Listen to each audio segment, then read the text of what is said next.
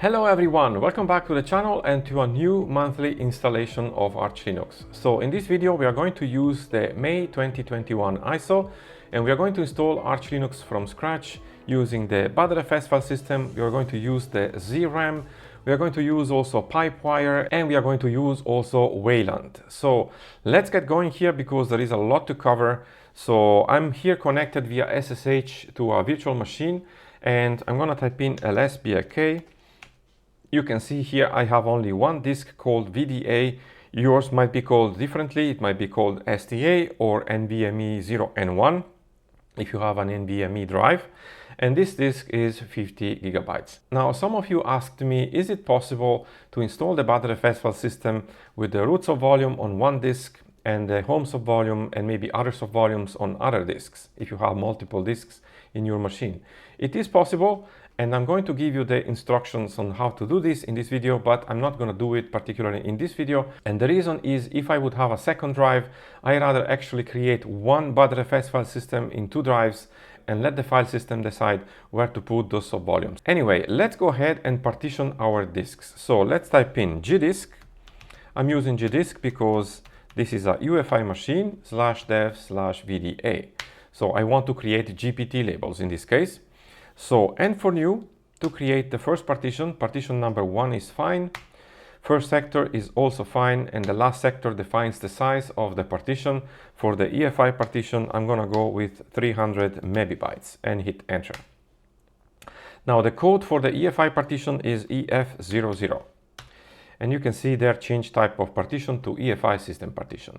Now I'm going to create just one partition because there is no swap here, no swap partition. We are going to use the ZRAM later in the video. So, and for new, partition number 2 is fine. First sector is also fine. And for the last sector, I'm going to actually create a 48 gigabytes partition just to leave a little bit space at the end of the SSD. If you have an SSD, this is good practice to leave a little bit of empty space at the end of it. And so then I can hit enter and I can accept the code here. And now we can write the changes to the disk by typing W and proceed with confirming by typing Y and hit enter. There you go. So ls-brk again.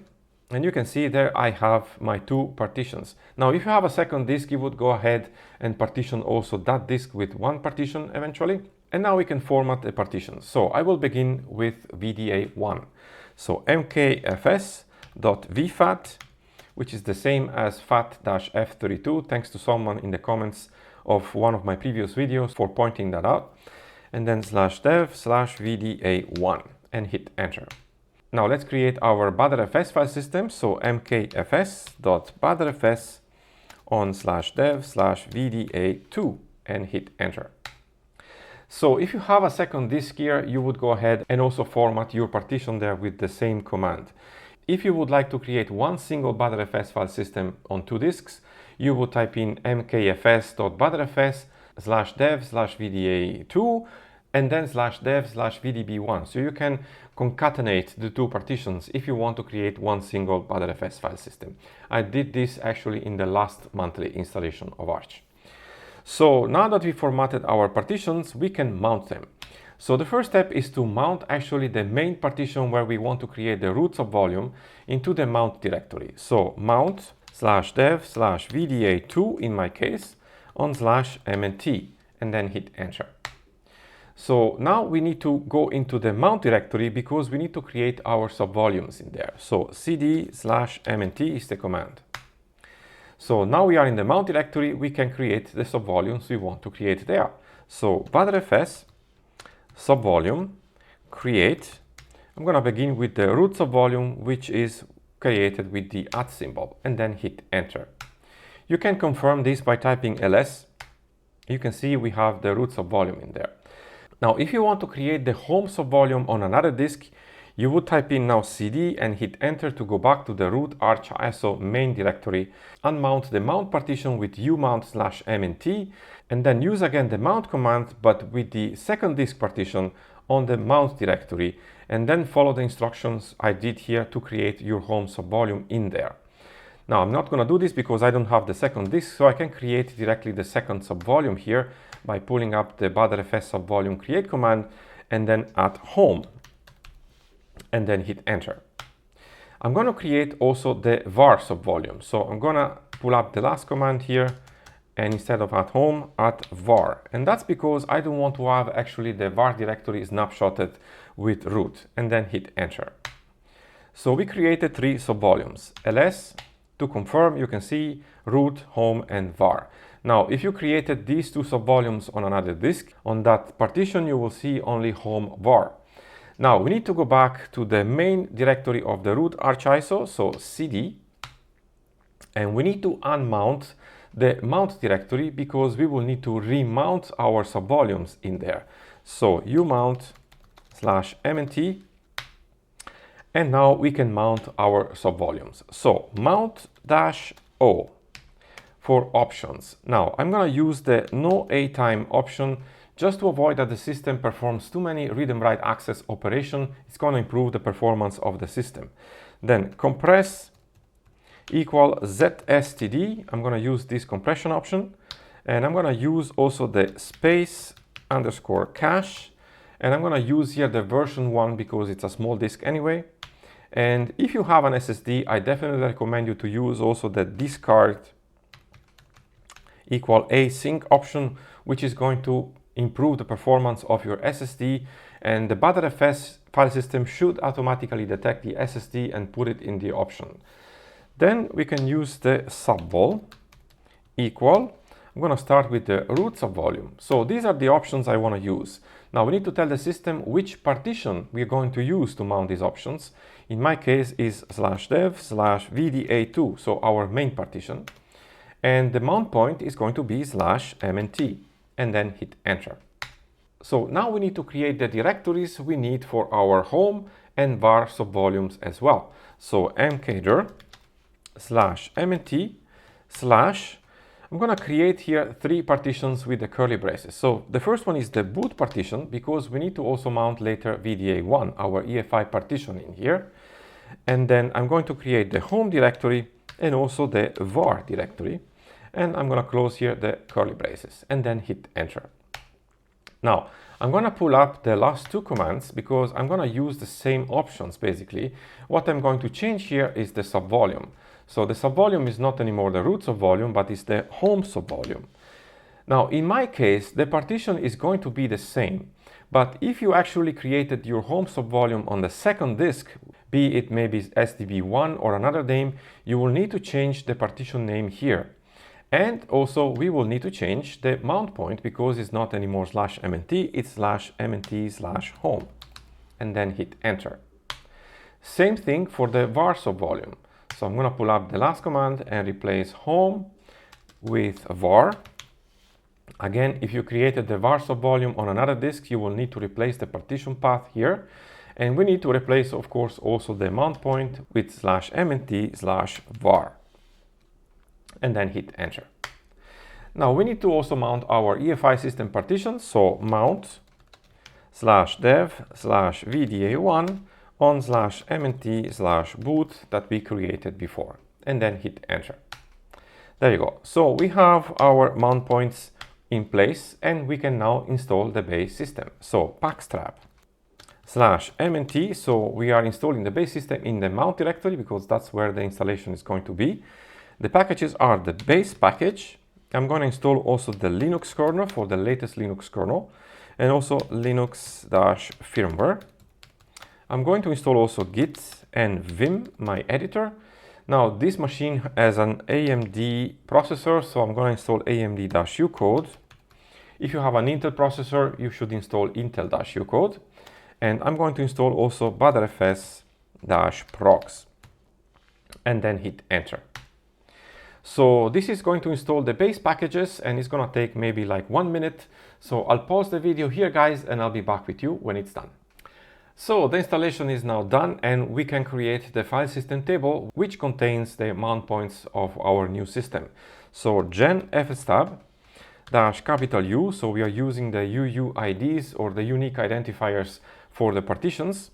And we're going to take the information we have under /mnt, so the mount points we created before, and we are going to put them under /mnt/etc/fstab and hit enter. So there you go, and now we can move into our installation by typing in arch-root /mnt and hit enter. So let's clean up the terminal and let's check our file system by typing in ls. You can see we have our directories there. Our file system is in place after we installed the base packages.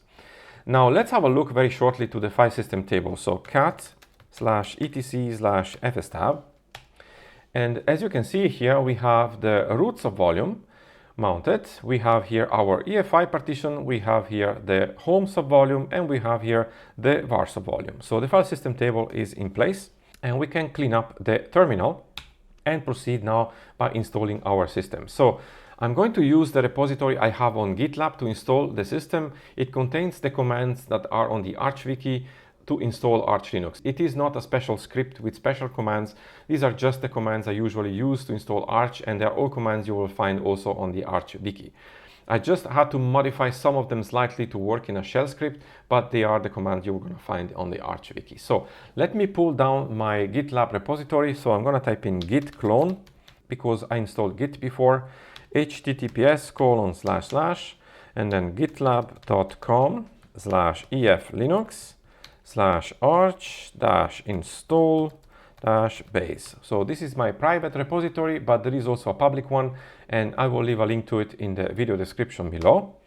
Now I need to authenticate here and my password. And now it's downloading the repository. So I'm going to move in there because if I type in ls, you will see there I have arch install base. So I need to move in there, cd arch install base, and ls-l, I have my scripts there, or semi-scripts, so to say. So I need the base script for now. So I just want to make sure that everything is in place there. So let me type in vim base.sh. And there are a couple of things I need to change. Anyway, you can see here, these are the commands usually used to install Arch that you find on the Arch wiki, except a few of these that I had to change or modify because this is a shell script. So there are a couple of things I want to point out here. So the first one, actually, let me delete this no confirm because I actually do want to confirm the installation before proceeding. I want to add here the Grub Butterfs package because we're using the Butterfs file system. Now note here that I don't have actually Pulse Audio. I replaced Pulse Audio here completely with Pipewire. So you will need to install the Pipewire package, and that's usually going to be enough also per the Arch wiki. But if you want to completely replace Pulse Audio with Pipewire, you can install also Pipewire ALSA, Pulse, and Jack as well. I installed also Pavo Control because it's going to offer you some option for Pipewire as well. Here I have the packages for the graphic cards. If you need to install it because you have an AMD card, go ahead and uncomment this line. If you have an NVIDIA card, you need to then uncomment this line. This is actually working mostly for newer cards. If you have older cards, 2010, 2011 or older, you will need to install extra driver from the AUR. And there is also one thing that you need to be aware, because in this video we are going to actually use Wayland. Wayland is not playing really nicely with NVIDIA yet. There is a new driver which is supposed to be coming out very soon, which should improve support for Wayland if you have new cards or newer cards. If you have older cards, again 2010 or older, you're not going to probably see any improvement. So that is always to keep in mind. Unfortunately, there is a little bit less support from NVIDIA's part right now for Wayland. Then I need to change here actually the EFI partition, because actually the EFI directory for Grub is not /EFI but just /boot. And I will actually remove the TLP service because this is going to be useful if you have a laptop, but not on a desktop machine and not on a VM. So if you do have a laptop, actually you can let this of course on. I think this is enough for now, so we can save this file and exit Vim. And we need to give the script execute permission. So chmod +x on base.sh. Now I'm going to go back here to the root file system and run it from there. So /arch install base and then base.sh. So it's going to create the locales, and I will need to confirm these packages here. So I'm just going to go through it very quickly. So one thing actually that you need to be aware of also, and that's also why I wanted to do this manually, it's this package here. So the XDG desktop portal. If you're using Wayland, it's important to have one of these installed. Now, because in this video we are going to explore Wayland on GNOME, because GNOME right now has the best support for the Wayland display server, you'll need to install the XDG desktop portal GTK, which is the package number 1. If you're installing KDE, you'll need to install the number 2. And if you're using a window manager like Sway, which is Wayland based, you will need to install the package number 3 here. So in future videos, I'm going to actually explore also KDE on Wayland, and I did actually try it out already. I tested it out, but I have to say I do have some issues with Wayland on KDE. Scaling and DPI scaling is not always 100% working yet, and I do have some graphic glitches on my second monitor. This is not happening on GNOME right now, so hopefully the next version of KDE is going to improve on that. So I'm going to accept here the default number 1. And again, we have a complete of packages here, and we need to remove IP tables. So I'm typing in Y here and accept and proceed with the installation. So this is going to install the base system basically and create the services and enable the services for my machine. So I'm going to pause the video here because it's going to take about a minute, and I'll be back with you guys once it's finished. So here we go, guys. The installation is almost finished, and what I'm going to do, I'm going to stop the script before rebooting because there is still something that we need to do before rebooting the machine. So now it's installing Grub, as you can see, and it will create the services and the user I need. So this is done, and we can clean up the terminal. And before rebooting the machine, there is one thing that I would like to show you. So let me type in vim/etc/mkinit/cpio.conf. Now, if you're using 2 disks and your Butterfs file system is spread over those 2 disks, I definitely recommend you to put the Butterfs parameter here under the modules. This is also recommended in the Arch Wiki. Now, there is also something else that I would like to show you about the binaries. Now, somebody in the comments of another video told me we should put actually in here user bin Butterfs. So I went on and investigated this a little bit on the Arch Wiki. So let me pull over here the website that I have, and let me search for that because there is a page which is exploring that parameter, and this is right here. So this is actually for corruption recovery. So it says here, you can see Butterfs check cannot be used on a mounted file system. To be able to use Butterfs check without booting from a live USB added to the initial RAM disk. So in the mkinit/cpio.conf file, we could add user bin Butterfs. Now the problem with this, as it says also here, the tool Butterfs check has known issues. And then see the Butterfs check. So if we click here, you can see here, since Butterfs is still under heavy development, especially the Butterfs check command, it is highly recommended to create a backup and consult the Butterfs check documentation before executing Butterfs check with the repair switch. So the Butterfs check command can be used to check or repair an unmounted Butterfs file system. However, this repair tool is still immature and not able to repair certain file system errors, even those that do not render the file system unmountable. So you can use it, but it's still under development, and in this case I'm not going to add it, but it's really up to you whether you want to add it or not. Just be aware of this warning. So let me pull this window away here and continue our installation. So another thing that I had to research a little bit more was the hooks section. Now, there is a guide also on the Arch Wiki for installation with Butterfs, where it is recommended to add the Butterfs hook here in the hook section. However, by looking more in depth in the Arch Wiki itself, it's actually said that if you have the udev hook in the hook section here, you do not actually need to add Butterfs. So I will leave it as it is here right now.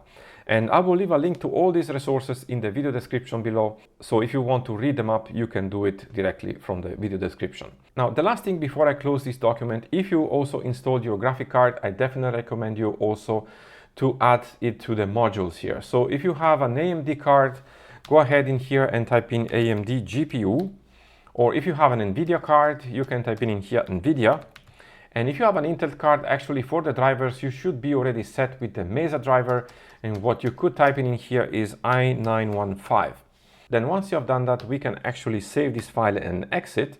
In my case, though, I didn't do any changes, but if you did, make sure that you save the file. And if you did changes, you will need to recreate the init-ram-fs by typing in mkinit cpio-p on Linux and then hit enter. This is going to recreate the init-ram-fs with the options that you defined in the mkinit-cpio.com file. So I think it's done now for the base install, and we can type in here exit. We are going to go back to the root Arch ISO. Now we can unmount our partition, so we can use umount-a or umount-r, whatever you want. And you can see we have some errors there, but these are nothing to worry about. So I'm going to actually exit the terminal here and close it up.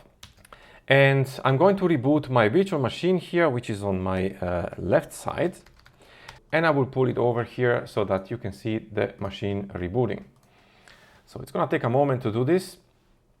You can see we have the Grub bootloader, and I just realized that I forgot actually to add the video parameter on this virtual machine. So I'm going to do it here very quickly, just for the machine to pick up my video resolution correctly on the virtual machine. You don't need to do this, probably it's just for me. And then Ctrl X to boot the system. So if everything went well, we should be able to log in into our system, as you can see. So I'm going to type in my name here, which was created by the script, and my password, and we are now in our system. So I'm going to change the fonts, set font TUR132N, and you know, if we type it correctly, it helps a lot. So set font TUR132N, and there you go. So we have now our system. There is something missing.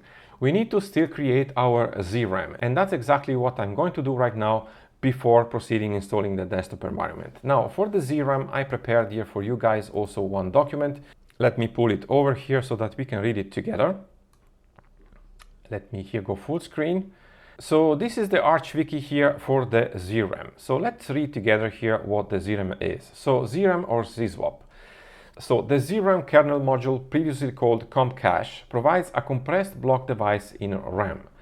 If you use it as a swap device, the RAM can hold much more information but uses more CPU. Still, it is much quicker than swapping to a hard drive. If a system often falls back to swap, this could improve responsiveness. And anyway, using ZRAM is also a good way to reduce disk read-write cycles due to swap on SSDs. So if you have an SSD, you're going to definitely benefit from this. Now, there are many ways here on how we can use ZRAM or ZSwap. However, the one I like the most is actually the zramd package, because it's going to automatically set up ZRAM using ZSTD compression by default.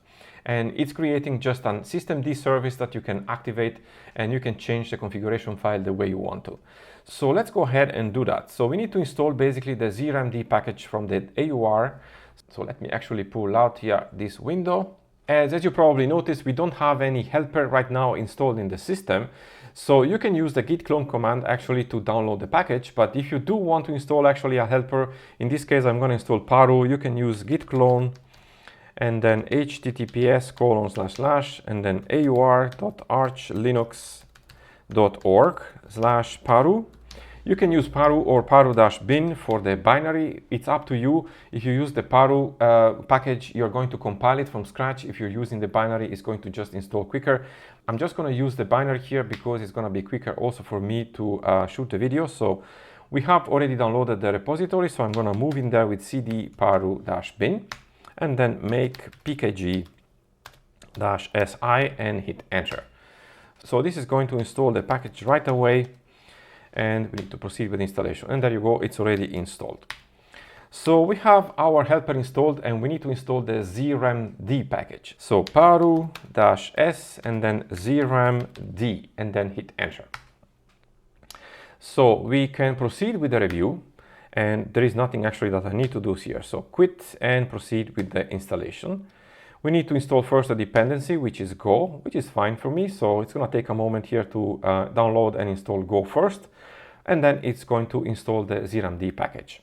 Once it's installed, we can configure it, and then we just need to enable the service, and we have our ZRAM already active. So it's going to take a moment here to create the package, and it's almost done. There you go. So let's go now into the configuration file for the zramd service. So let's type in sudo vim/etc/default /zramd and hit enter. So these are the default settings for the zramd service. So you can see, for example, the algorithm is ZSTD. We have the maximum size right now is 8192 megabytes, the number of devices, priority, and also skip VM. So if you want to change some of these values, for example, you want to say, well, the maximum size should be actually a little less. So let's say, for example, 2 gigabytes. So we can go ahead here and delete the comment and change the size to 2048, for example. This is just an example. You can change, of course, to the value you want. And then we can save this file and exit. And now we just need to activate the service. So we can type in sudo systemctl enable -- zramd service. There you go. Now, if I type in lsblk, you can see we have already ZRAM available there, and it's 2 gigabytes. So it's already active in our system. So we took care of the ZRAM. Now we can proceed by installing our desktop environment. So I want to use again my repository, which is in the root file system. So I want to copy it over here into my home directory. So cp-r to make it recursive, to copy everything in the repository. So /arch install base, and I'm going to copy it here in my home directory with the dot. There you go. So ls-l, and you can see arch install base is on top. So let's move in there, cd arch install base, and ls-l again. You can see we used before the base script to install the base system. And in this video, I'm going to install the GNOME desktop environment. So in the next monthly install, I'm going to install KDE with Wayland, just to have a look also if it is improved with support for Wayland. Anyway, I want to actually have a look first in the GNOME script. So vim and then gnome.sh. And these are again the same commands that you would use when you're installing manually Arch. They are just here included in a bash script. So I'm going to add actually one command here just to refresh the repositories once I created the mirror list. So sudo pacman-syy, and I'm going to leave the others as they are. I'm just not going to install pkaur because I already have Paru as a helper in the system. And the only thing I'm going to do here on these packages is to actually remove Xorg. So I'm not going to install Xorg, although GNOME is going to install some Xorg packages like Wayland, which is actually a requirement for the Matter window manager for GNOME. And we're going to look a little bit more in detail afterwards on what it does. Then I'm going to actually remove those Flatpaks. I don't want to install them now, just to make the installation a little quicker. And I can let these as they are. So this looks good to me, and we can save this file and exit Vim. And we need to give also here execute permission. So chmod +x on gnome.sh.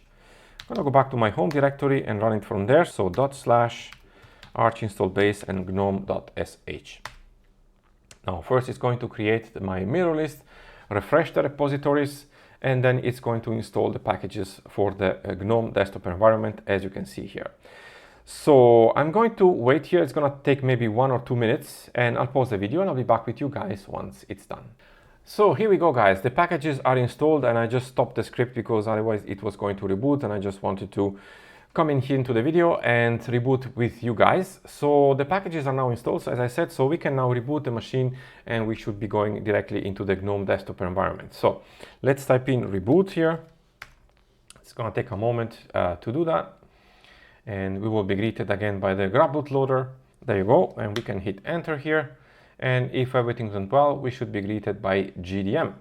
There you go. And we have GDM here. So now I'll enter my password here. And I'm going to have to probably change the display resolution because it's not set properly on the virtual machine. So let me do this here very quickly. There you go.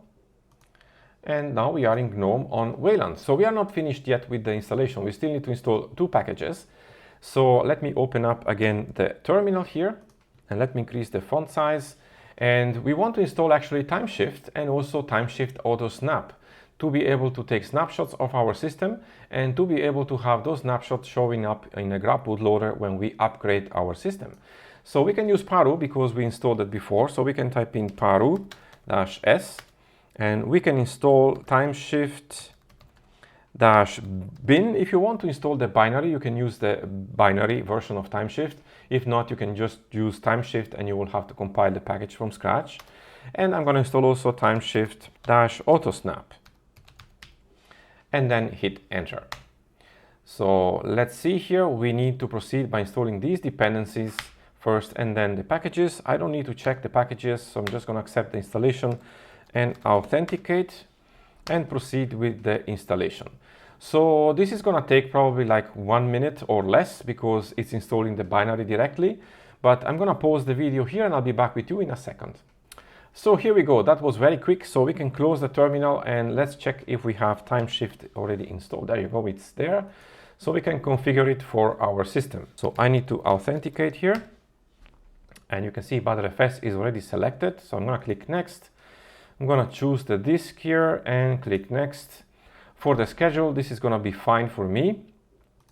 And I'm going to include the queue groups because it's recommended.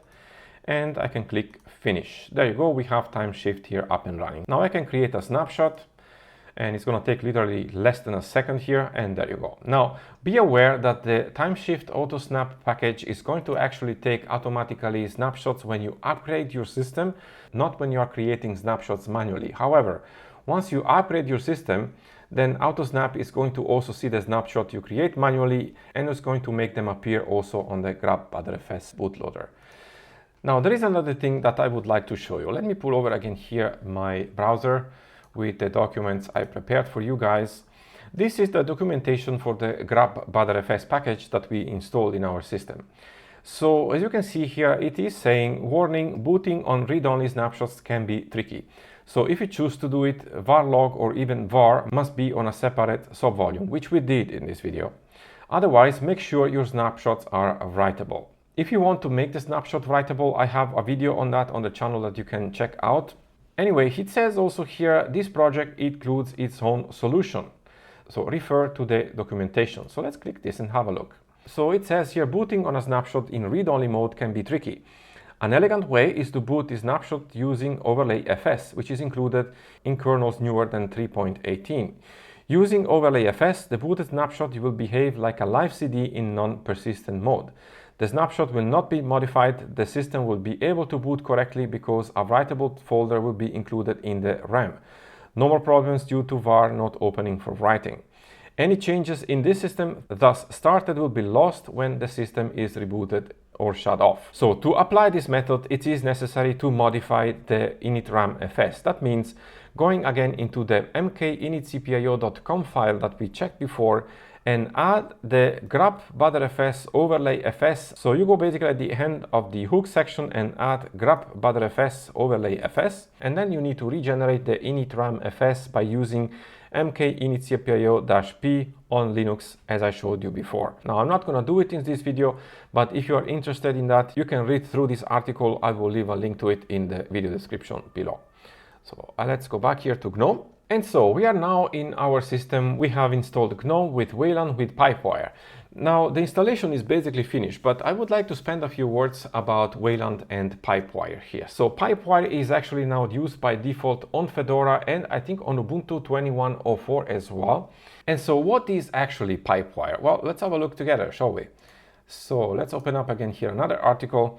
So you can see here, Pipewire is a server for handling audio and video streams and hardware on Linux. Some of its goals are to work with sandbox flatpaks, to provide secure methods for screenshotting and screencasting on Wayland compositors, to unify handling of cases handled by jack and pulse audio. So the scenario here is, for example, in my case, because I do use actually OBS Studio to record these videos, I always had issues with Wayland because screen recording was not working. So for example, if you're using simple screen recorder on your system and if you are switching to a Wayland display server machine, you will see that you will not be able to use it because it's not supporting Wayland. The same thing goes for OBS. Except that actually the new upcoming version of OBS Studio, which I'm using actually to record this video, it's version 27, which should be actually available soon on the repositories, will include actually support for Pipewire. That means, as I'm doing here right now, you will be able to record your screen using OBS Studio and Pipewire together, on the Wayland display server. So this is a big advantage if you want to use Wayland, because maybe you have multiple screens with multiple resolutions like I do, for example. Wayland on GNOME specifically here, it's displaying correctly on both. It's using the correct DPI on both displays. I don't have to manually change anything. And the fact that Pipewire comes in there, it helps a lot, of course, in this process. So this is just one scenario, of course, if you're using OBS. The other big scenario, if you are an audio professional using Linux hardware. Now, I'm not actually one of those kind of users because I don't have any hardware for professionally recording audio on Linux. So I researched actually a little bit on the internet, and I came across this blog post here, which is about actually two choreographers who are actually using Linux on professional audio hardware. And they are explaining here their experience with Pipewire. So I will link the link to this article in the video description because they go more in depth about the technical aspects for audio professionals who are using actually Linux to record audio using Pipewire.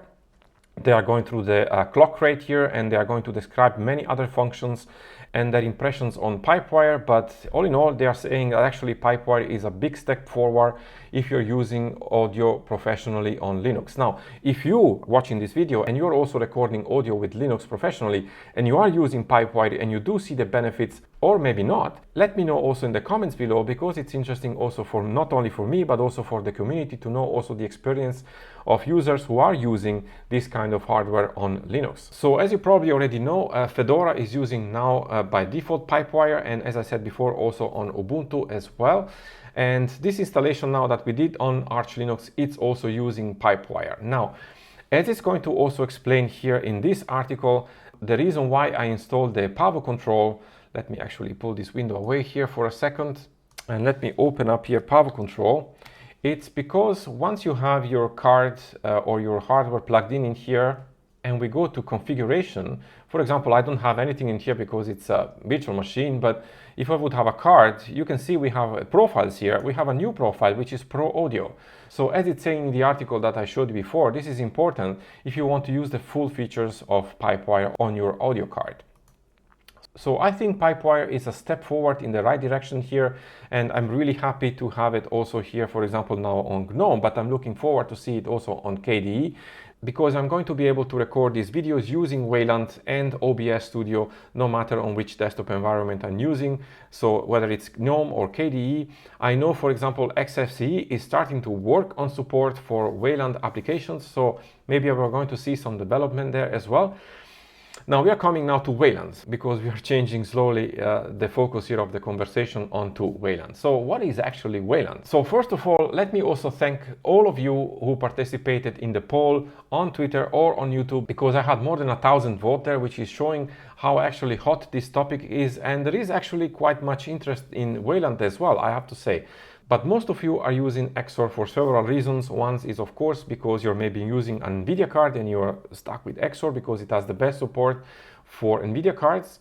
Or you're maybe using a tiling window manager like BSPWM or i3 or DWM. So if you're using those, then you will have to use XOR because they are not supported in Wayland. Now I wanted to actually check Wayland a little bit more in depth, and in the Arch Wiki, it's actually referring to Wikipedia. So let me actually pull this over here and go full screen again, and I go on the top of the page here. So Wayland is a display server, and it was actually created for replacing XOR in the future. But what are actually the difference between the two? This is for me the most important aspect. So first one is the architecture. So the composition manager is separate, additional feature in X, while Wayland merges display server and compositor in a single function. So this is important because it means it has a completely different architecture, which is more integrated in Wayland compared to XOR. Also, it incorporates some of the tasks of the window manager, which in X is a separate client-side process. That means, as we will see in the compositing section here, compositing is optional in X, but mandatory in Wayland. Compositing in X is active, that is, the compositor must fetch all pixel data which introduce latency. In Wayland, compositive is passive, which means the compositor receives pixel data directly from the clients. That is the reason why Wayland is actually a little faster than XOR, because it does not have this latency. Now, another thing is rendering. The X server itself is able to perform rendering, although it can also be instructed to display a rendered window sent by the client. In contrast, Wayland does not expose any API for rendering, but delegates to clients such tasks, including the rendering of fonts, widget, etc. Window decorations can be rendered on the client side or on the server side, which brings us to security. So Wayland isolates the input and output of every window, achieving confidentiality, integrity, and availability in both cases. The original X design lacks these important security features, although some extensions have been developed trying to mitigate it. Also, with the vast majority of the code running in the client, less code needs to run with root privileges, improving security. So we have also here some other paragraph for inter-process communication and networking, but in short, Wayland is anyway a little smaller as a package. The code is smaller than Xorg also because it has fewer features for now, but it is more compact and it is also faster because of the reasons explained here. Now let's search here for Wayland releases and hit enter. I'm gonna click the first link here. So Wayland actually reached RC1 on January 20, 2021, so a couple of months ago, and now we are already on version 1.21. So what is my take on Wayland versus Xorg? So you know my journey into the Linux operating system. I've been using window managers, I've been using desktop environments, I've been using actually Xorg for the most part of the time, and I've been trying actually also Wayland several times. My biggest problem with Wayland was at first that it could not actually record the screen, so I couldn't use it for making screencasts like this one.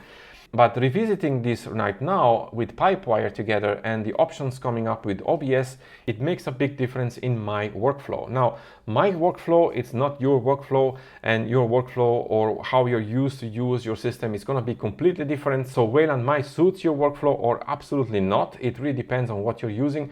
As I said before, if you're using a window manager, it's probably not going to work under Wayland. There are some Wayland window manager. The most popular one, of course, right now it's Sway. And there is also a counterpart for DWM, which is called DLM, if I'm not mistaken. It's everything in the Arch Wiki. I will leave a link to it in the video description below, and you can try it out. I haven't tried those out yet. I'm working on a Sway video right now, which is going to take still a little bit time. Now, I'm testing now out everything here because it's feeling like in a kind of a transition between Xorg and Wayland. Anyway, if you're using Wayland, there are some things which are not going to work out of the box. But there is this package called X-Wayland that we saw before, that we talked about also before, which is installed by default also in GNOME because it's used by the Mutter window manager. So X-Wayland is going to make sure basically that you can run X application on Wayland. It's kind of a transition layer between Wayland and Xorg. Anyway, this has been a big video. We installed Arch from scratch using the Butterfs file system, the ZRAM. We installed Pipewire, we installed Wayland, we installed also Timeshift and Timeshift-autosnap, and we went a little bit more in depth about Pipewire and the Wayland display server. Now, I will leave a link to all of the resources I talked about this video in the video description below. And if you try this out, let me know in the comments below how it's working for you. And again, if you're using Wayland or if you're using Pipewire for professional audio recording, let me know in the comments below. I'm really curious to know your experience with Pipewire as well. I hope also that you liked the video, guys. If you did, please hit the thumbs up and subscribe to the channel if you haven't already. That always helps me out. And if you want to support my work, you can do so by becoming a patron. As you probably already know, I'm doing a live webinar with my patrons once a month. We are focusing on a topic about Linux. And by the way, actually, the last month we did actually a live webinar about Linux on my Nextcloud installation, and for screen sharing, I tried out actually Pipewire with Wayland, and it worked actually perfectly under Wayland. So I was really thrilled to see that. And again, as I said, you can become a Patreon if you want to support my work, or you can donate via PayPal through my website as well. Thank you so much for watching the video, guys. I really appreciate that, and I'll see you very soon in the next one.